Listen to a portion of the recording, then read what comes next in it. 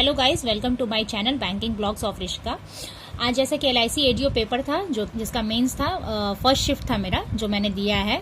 और जिन्होंने भी दिया है तो वो जानते हैं कि उसके लेवल क्या होगा नहीं होगा, लेकिन फिर भी मैं एक शॉर्ट में आपको रिव्यू बताती हूँ।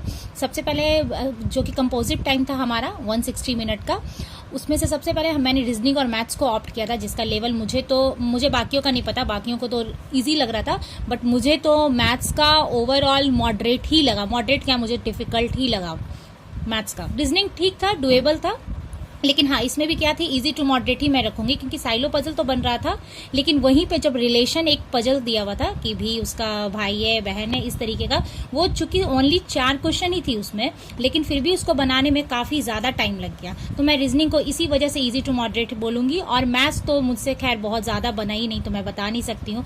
5 रॉन्ग नंबर थे, 5 DS थे, और एक कैसलेट था। मुझसे कैसलेट तो बिल्कुल भी नहीं बना। मैंने बहुत टाइम दिया प्रॉफिट एंड CP वाले पर मुझसे नहीं बना। अरिथमेटिक मैंने टच किया, जिसमें से 2 अरिथमेटिक मेरी बनी थी, एक मिक्सचर लिगेशन की थी और एक शायद एक और मुझे याद नहीं आ रहा मैंने क्या बना था, मिक्सचर लिगेशन और एक DI और बनी थी, बस एज वाली। हाँ एक एज थी, बस वो वाली बनी थी, अदरवाइज मुझसे नहीं बना इसमें।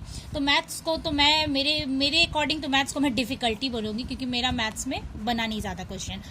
और रही बात नेक्स्ट, मैंने अटेम्प्ट किया था जी और इंग्लिश को, जिसमें 50 क्वेश्चंस थे, 25 GA थे, जो कि लेटेस्ट मंथ से थे। लेटेस्ट मंथ मैं ये कह सकती हूँ, मुझे लगता है मैक्स टू मैक्स जनवरी टू मार्च था, ये जनवरी टू मार्च था GA का। उसके बाद इंग्लिश में का लेवल इजी ही बोलूंगी, इंग्लिश का लेवल बहुत ज्यादा नहीं था, आप इजीली बना सकते हो, स्पेशली पैसेज जो कि डायरेक्ट लाइन से जुड़े हुए थे। हाँ कॉमन एरर में फंसने के चांसेस ज्यादा थे, क्योंकि मुझे तो कभी कभी ऐसा लग रहा था कि सारे ऑप्शन ही सही है, बट आप कॉमन एरर में फंस सकते थे। लेकिन पैसेज जो थे वो डायरेक्ट आपके मिल रहे थे। इसमें कॉमन एरर थे, एक डबल ब्लैंक के भी क्वेश्चन थे। और उसके बाद थर्ड इसमें क्या था, इंश्योरेंस और फाइनेंशियल अवेयरनेस था, जिसके 60 क्वेश्चंस थे।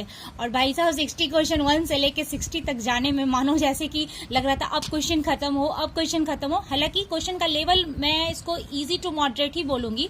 टफ इसलिए मैं नहीं बोलूंगी क्योंकि कोई क्वेश्चन एकदम डायरेक्टली थे, लाइक प्रिंसिपल से रिलेटेड क्वेश्चन थे। जिन्होंने भी प्रिंसिपल्स पढ़ के गए होंगे ना, उनके 3-4 क्वेश्चन तो इजिली बन रहे थे। जैसे कि मैंने देखा भी 3-4 क्वेश्चन डायरेक्ट थे प्रिंसिपल से, लाइक एक फेथ पे क्वेश्चन था, एक सब्रोगेशन पे था, ऐसे रिलेटेड बहुत सारे क्वेश्चन थे, 3-4 आपके प्रिंसिपल्स थे। उसके बाद फिर इंश्योरेंस में क्या था, क्लेम से पूछ रहे थे, मतलब नॉर्मल बेसिक क्वेश्चन आपके इंश्योरेंस से भी थे। अब रही बात मैं अटेम्प्ट की बता देती हूँ, तो मैंने रीजनिंग और मैथ्स में बहुत ज्यादा मतलब देकर टाइम मैंने रीजनिंग और मैथ्स में टोटल 31 अटेम्प्ट किए हैं। और जी और इंग्लिश में मेरे अटेम्प्ट आई थिंक 48 मैंने कर दिए। 2 छोड़ दिया क्योंकि उसमें पूरी के पूरी तुक्केबाजी, हालांकि इसमें भी मेरे श्योर सर्टेन नहीं है, लेकिन 2 मुझे एकदम मतलब कहीं से भी सही नहीं, वो हो जाता ना ABCD वाला हाल, तो मैंने छोड़ दिया 2। 48 है इसमें। और इंश्योरेंस के चूंकि निगेटिव मार्किंग नहीं थे, तो मैंने 60 इसके अटेम्प्ट कर दिए इंश्योरेंस में।